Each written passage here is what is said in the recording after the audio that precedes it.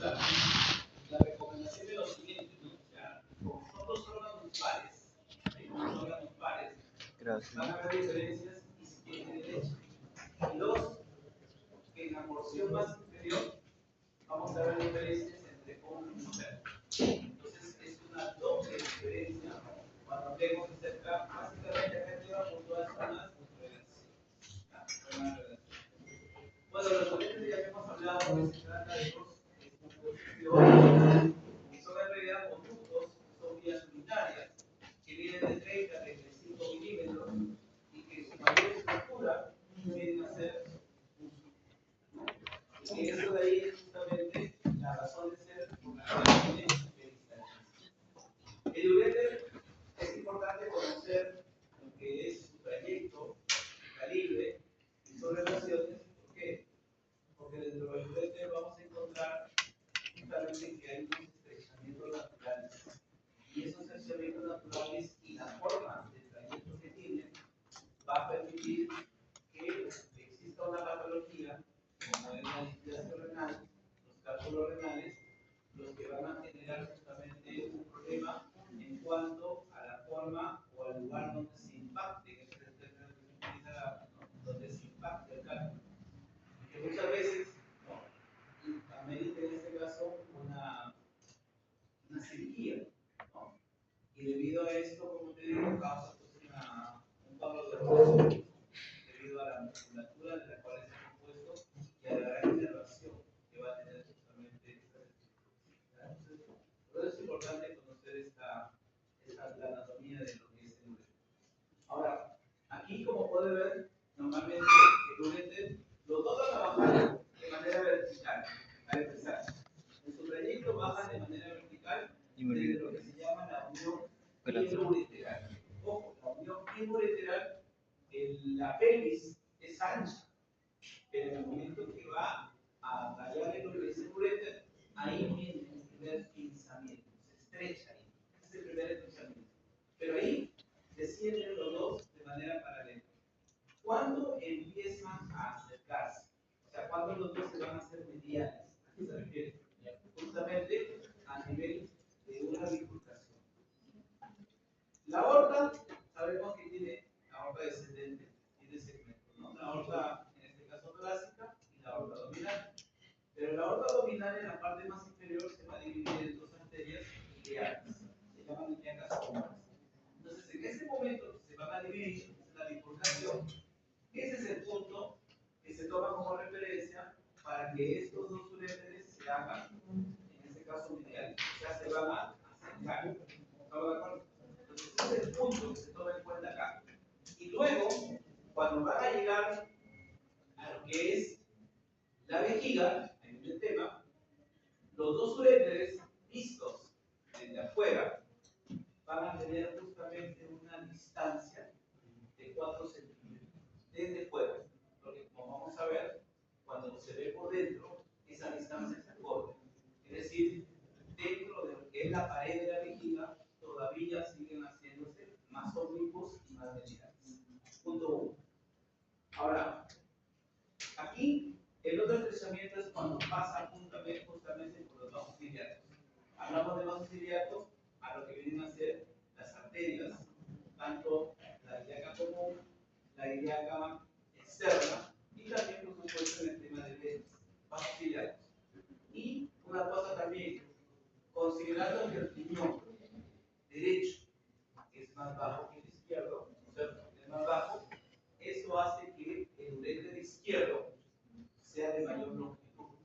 Va a tener más o menos la misma diferencia. Acá se proyecta en milímetros, ¿no? De 15 a 20 milímetros, o con lo que es en centímetros, 1.5 a 2 centímetros de diferencia. O sea, el izquierdo es más largo que el derecho. ¿Verdad? El izquierdo es más largo que el derecho. Ahora, ¿cómo es por dentro?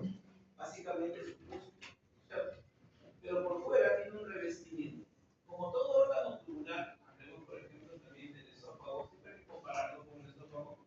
El esófago también, en la parte abdominal, torácica, es una túnica adventicia. Pero cuando entra el peritoneo, ahí obviamente va a envolverse Acá lo mismo, solamente de que esta pericia que lo va a envolver en la parte superior, acá hay dos porciones, superior y inferior, arriba va a depender de lo que es la cápsula del riñón.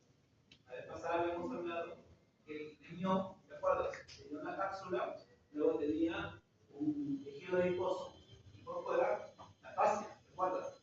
Las fascias anterior, ¿no? Tenía dos hojas, anterior y posterior. Acá hay la cápsula, la que lo va a envolver en su parte superior. Pero en la parte inferior lo va a envolver básicamente una capa, en este caso de células vesicales, que es lo que va a envolver hacia abajo. Entonces hay dos segmentos para esta zona. La muscular va a dividirse, si bien es en tres grupos, pero vamos a verlo de esta manera: circulares y longitudinales. Pero escúchame, las circulares no es el famoso cile, no sé si te acuerdas de eso, en el tubo digestivo, ¿no? Cile, ¿no? Circular interna, longitudinal externa, ¿no? No es así, porque ahí en el tubo digestivo es bien marcado, las circulares y las longitudinales. Acá no, las circulares, ojo, son en su inicio, pero luego van a empezar a ser espirales, para finalmente ser longitudinales. Es decir, más que circulares, se dice que son espiroideas. Pero en el texto se menciona que son circulares. ¿Ya? Pero tiene esa disposición. Espiroideas. Primero circulares, luego espirales y luego longitudinales. Luego viene el tema de lo que son las fibras circulares e internas y externas. En el primero, yo he terminado de mencionar que debido a la forma que tiene al inicio de que es circular, se forma un esfínter, el esfínter circunpapilar. Este esfínter no es que tenga una función fisiológica respectiva, sino que este de acá va a cumplir justamente la función de cierre, como todo el uréter, normalmente tiene una forma de cierre de hendidura, ¿no? Y esto va a contribuir a que justamente mantenga ese cierre y luego cuando ya viene el estímulo como tal, ya se genera el peristaltismo. Acá, las internas, como ves, terminan en el orificio ureteral. Orificio ureteral, ojo, llamamos orificio ureteral al que esté por dentro de la vejiga, ¿no? Por dentro, hasta ahí van a llegar. Y finalmente, las externas que van a ir hasta el trígono, por si acaso.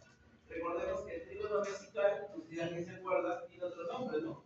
El trígono de Gestapo, ¿no? Y es justamente la unión de los dos orificios uretral. Ahí hay tres, y ahí hablamos de ese trígono vesical. Ahora, abajo, ya la túnica mucosa, recordemos algo. Todas las vías urinarias y el epitelio, en este caso, aquí tienen nombres, ¿no? Se le puede llamar epitelio de transición, ¿correcto? Se le puede llamar urotelio, ¿correcto? O también le llaman polimorfo.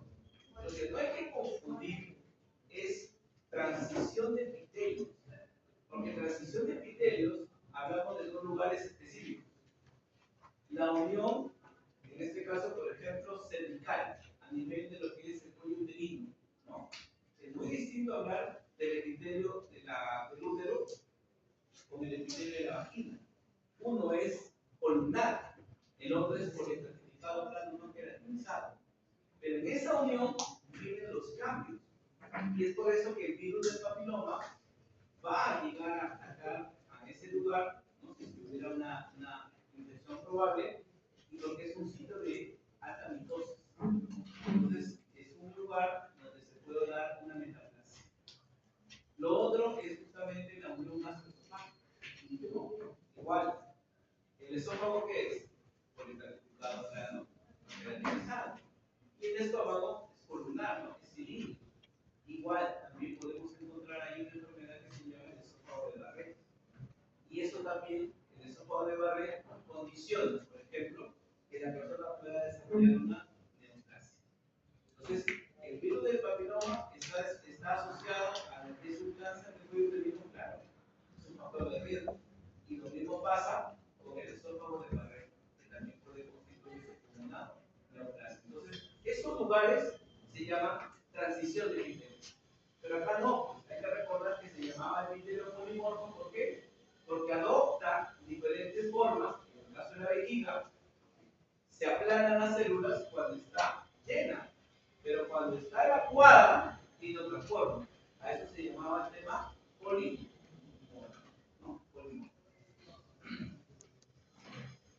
Pues acá podemos ver, muchachos, en este corte, en la también, la presencia ya, ¿no? Esto vendría a ser, por supuesto, lo que es la pelvis y la presencia del primer estrechamiento. Y acá podemos ver este segmento a nivel de lo que viene a ser la bifurcación, donde ya los uréteres se van a hacer, en este caso, mediales. Una cosa importante acá, haciendo la aclaración y el esquema. A pesar de que en la clase de lo que eran vasos sanguíneos, que lo revisamos, dijimos que la aorta, ¿correcto? En su primer segmento, ¿ya? La aorta en este caso abdominal, en su primer segmento era laterovertebral, y luego en la parte inferior era perivertebral. Esto de acá que le están explicando, miren acá, estas son las vértebras. Pero cuando uno dice prevertebral, no significa que es de imaginémonos que es de la aorta. No es que la aorta se pone delante de los cuerpos vertebrales en la línea media, no, se pone delante, pero siempre orientado hacia la izquierda. O sea, siempre va a haber una tendencia de la aorta hacia la izquierda, ¿correcto? Va a ir hacia la izquierda. Ya, ¿y eso qué tiene que ver? Que al estar hacia la izquierda, ¿correcto? La bifurcación, muchachos, esa bifurcación va a estar más cerca de quién? Del uréter izquierdo. Por eso es que hay un momento que cuando él va a cruzar, lo va a cruzar a la bifurcación. En cambio, el derecho, que va a estar más alejado, ya no va a cruzar a la bifurcación, sino a la inmediata externa. Y ahí donde viene el cambio, en este caso, en ese segmento. Igual lo vamos a colocar, pero ya usamos la imagen para poder aclarar eso. ¿Cuántas porciones presenta este uréter? 3. Una abdominal, una pelviana y la intraabdominal. Entonces, en cada región vamos a ver las famosas relaciones. Y esta acá vuelvo a repetir, donde tú tienes que hacer la aclaración derecho-izquierdo, hombre-mujer. Sobre todo, en la porción pelviana ya se marca necesariamente la diferencia entre hombre y mujer. ¿Ya? Bien. Ahora, una cosa importante para poder ir entendiendo algunos conceptos acá. La clase pasada lo había dicho. Si nosotros, escúchame bien, hacemos una laparotomía, ya sabes que el concepto de laparotomía es incisión de la pared, un corte de la pared, esa es la laparotomía, ¿no? Y nosotros sacamos todos los órganos abdominales, ¿ya? ¿Qué es lo que se ve al fondo? El peritoneo parietal, así se llama. ¿Y dónde están los uréteres? Detrás de ese peritoneo. ¿Estamos de acuerdo? O sea, dicho de otra manera, ¿qué es lo que está, hacemos la contrapregunta, ¿qué es lo que está delante del uréter? El peritoneo parietal. ¿Estamos de acuerdo? A eso hay que enfocarnos bien. Ya por eso te decía, siempre utilizamos ejemplos. O sea, imagínate que esta es la parte posterior, yo tengo acá un vinifam. Ese vinifam, eso viene a ser justamente el peritoneo. Y el uréter está detrás de ese vinifam. ¿Estamos de acuerdo? Por eso es que ese vinifam sería lo que se encuentra por delante. Por delante. Eso es lo que hay que tomar en cuenta. Porque en varios segmentos vamos a utilizar este término de peritoneo, peritoneo parietal. Y todavía parte posterior.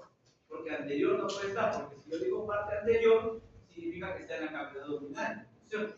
Tiene que ser detrás, parte posterior de ese peritoneo. ¿No? Bien, ahora, en esta porción abdominal, en esta primera porción abdominal, tenemos acá que dividir el uréter ahora en dos partes, ¿no? El lumbar y el sacroiliaco. Dos partes. Para la primera, que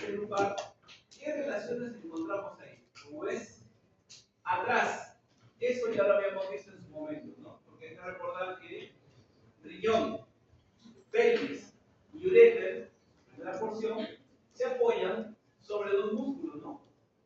Cuadrado femoral y el psoas. El psoas está ahí en esa relación, pero no lo hace de manera directa, sino que recuerda que como todo músculo tiene una envoltura, ¿no? ¿Cómo se llama esa envoltura? Fascia.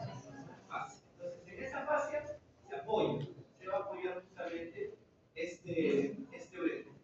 Luego, como ves, está cruzado por dos nervios ahí. Hay que tener cuidado, que son ramas de lo que es el plexo lumbar. El nervio cutáneo femoral lateral y el génito femoral. Estos dos van a cruzar. ¿Ya? Y aquí viene el tema. Va a pasar lateral al triángulo de Marcilla. Ese triángulo, escúchame bien, ese triángulo de Marcilla está formado por quién. Ahorita lo vamos a ver en un esquema. El borde inferior del psoas, el ala del sacro y el cuerpo de la L5, de la quinta lumbar. ¿Ya? Acá tienes la quinta lumbar. Por ejemplo, yo le voy a llamar acá L5. ¿Sí? Acá viene el psoas. ¿Estamos de acuerdo? El psoas. Este sería su borde medial. Y acá, recordemos que acá viene el sacro, ¿no? Y acá está el ala. Este es el ala del sacro. Cuerpo de la L5 y el borde medial del psoas. Ese sería el psoas. ¿Sí? Por aquí, como todo triángulo, ¿qué es lo que va a pasar? Estructuras vasculo-nerviosas. Y ahí, por ejemplo, ¿quién va a pasar ahí? El nervio obturador. El nervio obturador, muchachos, se encarga, por lo visto ustedes el siglo pasado, de inervar al compartimento medial del músculo. A esos músculos que son, o se les llama aductores. ¿Cierto? Ahí va a pasar, por ejemplo, el muscular. Pero aquí vamos a ver todo el contenido del músculo externo. Luego, medialmente, eso es atrás. ¿Ya? Medialmente significa por dentro. Por ahí va a pasar, ya sabes, hay dos estructuras. Si es a la derecha, la vena cava. Si es a la izquierda, la otra. ¿No me acuerdo? Eso también ya lo hemos visto ahí. Adelante. Adelante de lo que viene a ser el, ¿cómo se llama? El uréter. Ya habíamos hablado, te dije lo que es el peritoneo. La parte posterior del peritoneo parietal. Muy bien. Pero escúchame, me voy a poner acá. Acá tengo el peritoneo. ¿Estamos de acuerdo?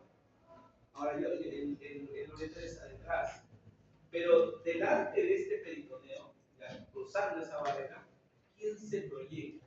A eso se está refiriendo con ese concepto. ¿Quién se proyecta? Y ahí va a haber en este caso dos conceptos. Si es a la derecha o si es a la izquierda. Si es a la derecha me habla de la flexura, ¿no? En este caso. Ahora, la flexura del duodeno se refiere justamente a lo que es la unión entre la segunda y tercera porción. Pero si es a la izquierda, ahí viene el tema. ¿A qué se le llama arco de Trey? No sé si recuerdas, muchachos. A ver, vamos a recordar un poco eso.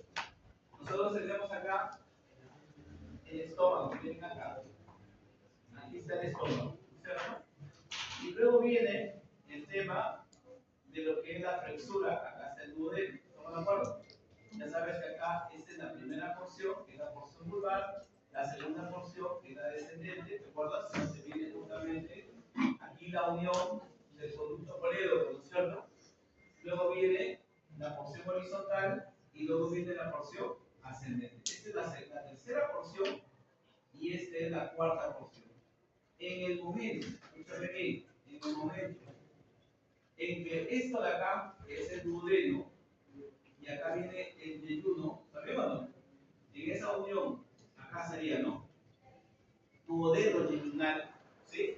Aquí se forma este arco. ¿Estamos de acuerdo? Ese es el arco de Trace, o también como se llamaba en su momento, ángulo de Trace. A eso se está refiriendo. ¿No? Entonces, a la derecha la flexura y a la izquierda viene a estar el ángulo de Trace. Pero en este caso, el ángulo de Trace lo cubre totalmente. El otro lo cubre parcialmente. ¿No? Y en la parte lateral, que ya es más fácil, ¿por qué? Porque vienen a ser los marcos colónicos. A la derecha, colon ascendente, y a la izquierda, colon descendente. Colon descendente. La verdad que ese humo ese día.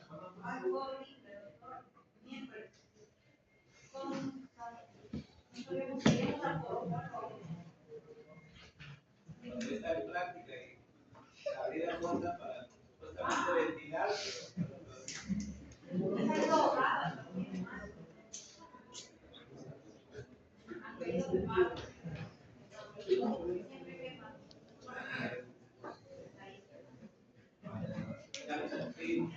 Ahora mira acá. Y el sacro ilíaco, ahora en la segunda parte, el sacro ilíaco, en esta parte que es corto, como ves acá, aquí es lo que yo te mencionaba, ¿no? ¿Te acuerdas? Te dije, en el momento en que viene la bifurcación, debido a que la aorta está, la bifurcación está más lateralizada a la izquierda, esa es la razón por la cual el derecho, ahora eso es lo que viene un poco acá en la medio del ejemplo, muchachos. Cuando viene esto de acá, la aorta, y se divide en las dos ilíacas comunes, hay que recordar que la interna es la primera y la externa es la que continúa, porque esta de acá, cuando sale, se va a convertir en una arteria femoral, la femoral que es de gran calibre, la interna es de menos calibre. Entonces, debido a esto, cruza primero el derecho, va a ir por la externa, mientras que el izquierdo va a cruzar la bifurcación. Esto es a lo que se está refiriendo debido a esa asimetría donde se lleva a cabo la bifurcación de las internas. ¿Ya? Eso es atrás. Lateralmente, como ves, va a depender si es hombre o mujer. Se relaciona con la ovárica o con la intestinal.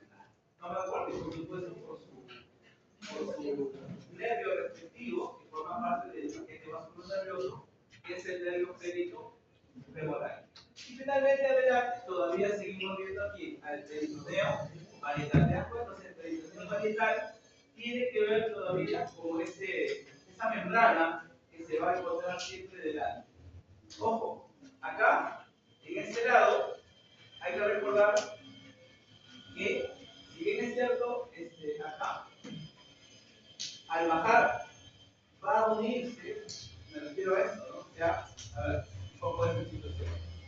Cuando hablamos, muchachos, esto de acá es la parte torácica, pero a nivel de la parte abdominal, esta es la parte abdominal, muchachos deben de saber que en este nivel, el marco colónico se hace un poco medial, así, ¿no?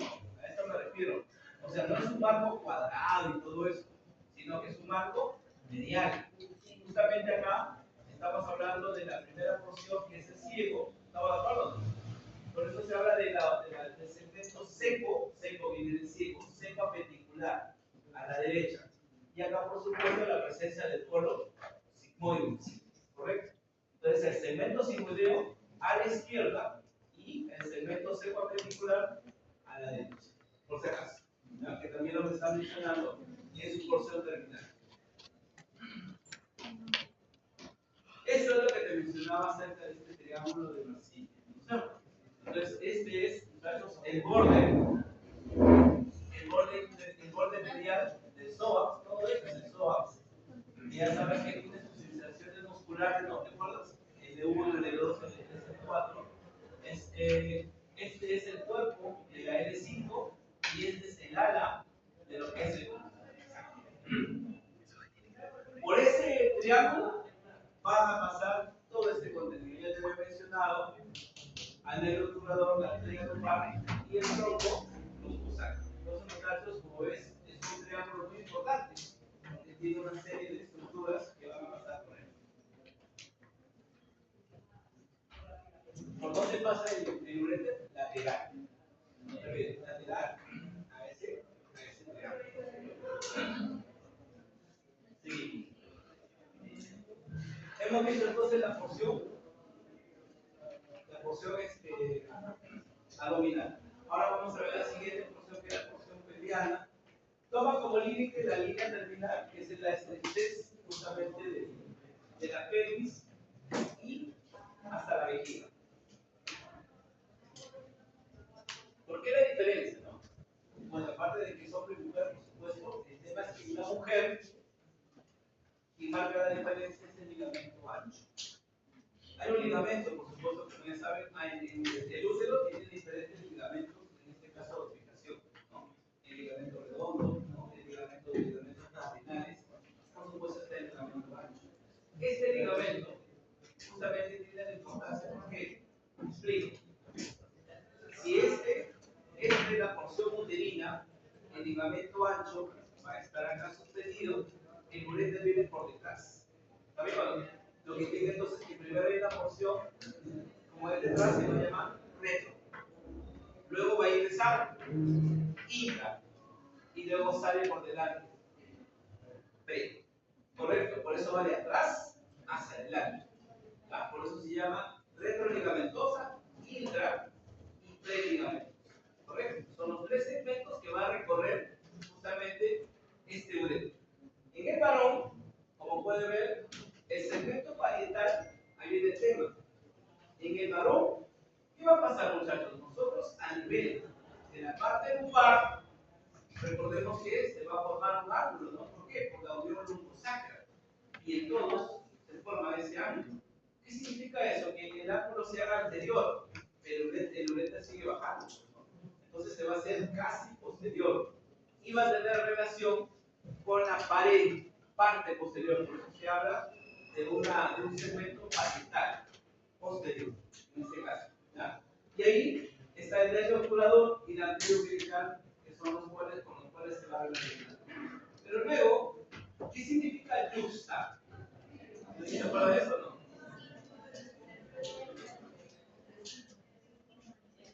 Adyacente, ¿no? Junto a yuxta, ¿no? Aquí va a relacionarse con el conducto deferente, que es obviamente la principal estructura con la cual se va a relacionar, y también con la arteria vesical inferior, que también, como vamos a ver, forma parte de su vascularización. ¿Ya? Vascularización. Bueno, acá ya lo hemos hablado, ¿no?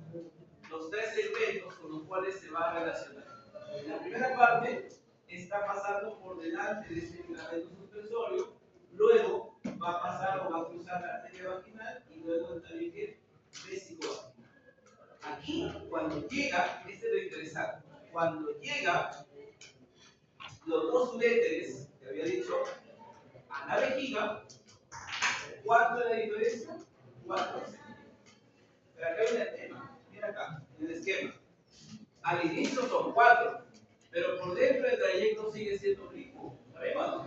Y cuando tú ya ves los orificios, porque los orificios se van por dentro, ya la diferencia es de 12. Entonces se sigue siendo oblicuo. Sigue siendo oblicuo. Y podemos ver entonces en esa imagen la presencia de los vasos con los cuales se va a relacionar el ureter, ¿no? A nivel inferior, ¿no? Hemos hablado de la arteria uterina, la arteria vaginal, y en el varón obviamente con el conducto deferente. Bien. Ahora, la parte final, la parte intraocular.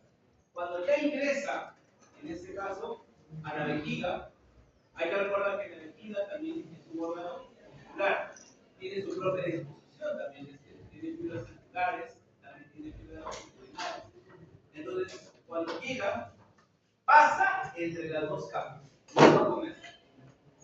El uréter pasa entre la capa circular y longitudinal. Pero ¿qué sucede?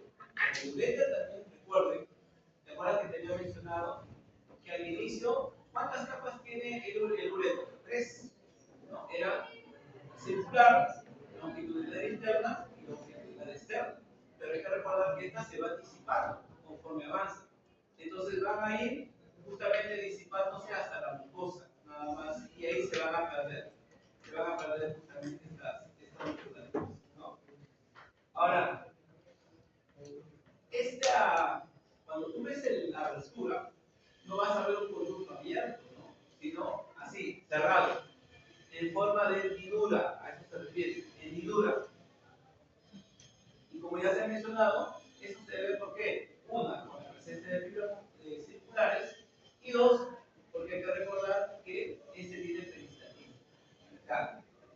empieza a aparecer estas ondas cuando haya justamente la presencia, ya sea arriba, desde los túbulos colectores, esto de acá a nivel de la pelvis se almacena, y recuerden que ahí había una unión, la unión era la unión hielo-ureteral, donde que se empieza a acumular, esa presión va a generar una onda que al final va a ser acompañada de otras ondas secundarias y le da ese movimiento para el transporte, en este caso de líquidos.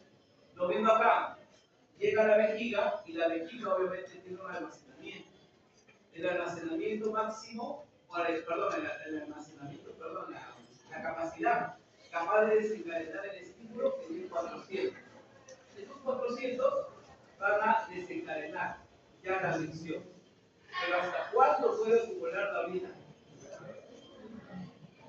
Oye, alguna vez cuando vean eso en práctica, van a hacer poner una sonda, ¿no? Y se puede evacuar hasta cuándo? Hasta 2 litros. 2 litros se puede evacuar así.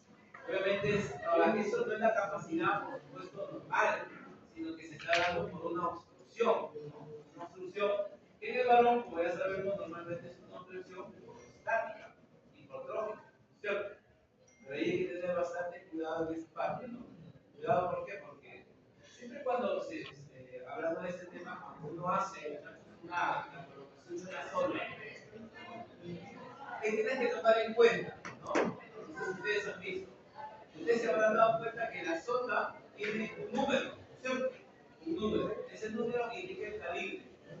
¿A más número, mayor calibre o a menor número? ¿A mayor número o a menor número? El calibre. Menor.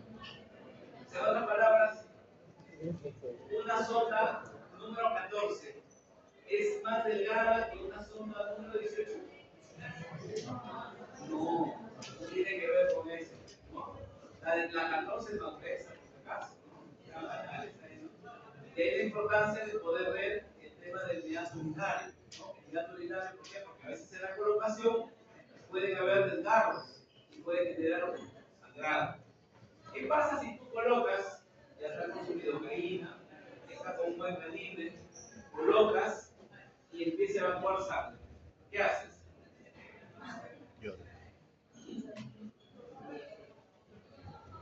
Obviamente, por eso es importante el antecedente, ¿no? O sea, se va a colocar por primera vez esa persona, ya viene para un cambio de sonda, ¿correcto? Porque en esos casos, muchachos, cuáles son pacientes, vuelvo a repetir, cuando viene un paciente de un consultorio particular, este tema, ¿no? Consultorio particular, porque me haga la llama,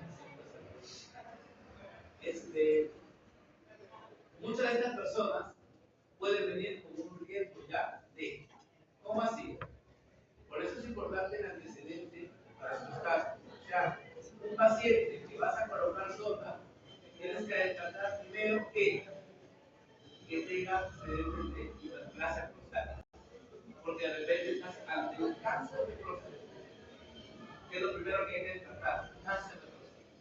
Pero otra, ¿cuál es? El de próstata, por lo menos ya tiene un historial que no se complica demasiado. Es decir, ahora hay tantos tamizajes que se puede hacer un varón para descartar ese problema. Pero lo más peligroso es que sea un cáncer de vejiga. Y el cáncer de vejiga no se detecta de esa manera, sino que tiene como antecedente igual, trabajador, agricultor y que trabaje siempre en fumigación. Estas personas que responden justamente a estos insecticidas todo el tiempo van a estar expuestos. ¿Y por qué? Porque a veces por el tema de la ropa se puede humedecer y como constantemente están desarrollando esta actividad, pueden desarrollar este cáncer de vejiga. Y el cáncer de vejiga lamentablemente no tiene una definición central. O sea, recuerden que el varón solamente va a consulta porque le duele, nada más. ¿Cuántas personas se levantan a orinar 2, 3, 4 veces en la madrugada y para ellos es normal? Eso no es normal. Ahora, yo que estoy dando mal, estoy tomando más agua de lo debido, podemos ir al baño, ¿no? Pero normalmente una persona que no ha, o sea, la calidad, o sea,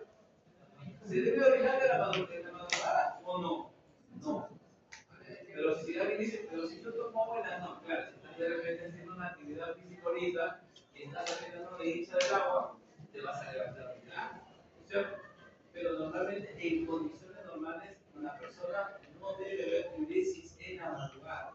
No hay diuresis en la madrugada. Se levantará a las 5 de la mañana, 6 de la mañana, que es la hora que se supone, ¿no? Que venir el amigo a las 10 de la mañana. Pero no debe ver diuresis. Pero alguien que se levanta todos los días, ese es prostnatismo. O sea, ese es el concepto de prostnatismo. Tengan cuidado. Y tenemos, ¿alguien se acuerda que era tenermo? Tenermo es esa sensación apresurosa, apremiante, de querer orinar, pero no puedes. Te sientas y no haces nada. ¿Con qué se relaciona el tenermo? Con la cistitis. ¿Qué es la cistitis? La inflamación de la vejiga. Cuidado. Y finalmente lo que ya se había comentado, ¿no? Una vez que ya están dentro, la distancia de 2 centímetros y junto con el orificio uretral forman el trígono vesical, también llamado trígono de Lietao. El trígono de Lietao. Bien. Ahí podemos ver justamente lo que ya se había mencionado, el trígono, ¿no? Formado justamente por esas estructuras. Y la vascularización, no olvidar, aquí tenemos dos tipos de arterias, largas y cortas, ¿correcto? Pero, ramas de quién? Las largas, hay superiores e inferiores, como pueden ver, arriba son ramas de la renal, obviamente por el tema de la distribución, ¿no? Por el primer segmento. Pero las inferiores ya son parte de lo umbilical, cada vez más descendiendo ahí. Y las cortas, que van a depender si es el varón o mujer, ovario o testicular. Normalmente, los nervios parten de los plexos renales. Y acá viene el tema, aquí sí hay una inervación. Se llaman plexos renales, pero van a las cápsulas. Yo te había mencionado eso. Normalmente, cuando tú haces el corte al riñón, el parénquima no tiene nervios. Por eso es que te duele el riñón, no te duele. El ureter duele bastante porque es musculatura. El cólico renal tiene esta trayectoria de atrás hacia adelante. Y cuando tú hablas de cólico, hablas de que es paralizante. En el varón, peor todavía. El varón no soporta. El mujer sí. El hombre no. ¿Ya? Pero es un dolor tipo apendicitis. ¿Ya? Increscente. Mientras no le coloques la medicación adecuada, no va a parar ese dolor. Es cólico. Y ustedes, las mujeres, conocen mejor que un cólico es un retortijón. No una pulsada, impulsa. Eso no es cólico. Eso es por fractura. Por si acaso. Por eso es que normalmente te ponen antidiplopenal, porfenadrina, no relajante muscular. Es lo primero que se pone porque es lo primero que se saca. Pero ya cuando te ponen antiespasmódicos, se le llama antiespasmódicos, es porque están sospechando de la presencia de un cólico. Sí, se acabó la hora. Cuando lo veamos,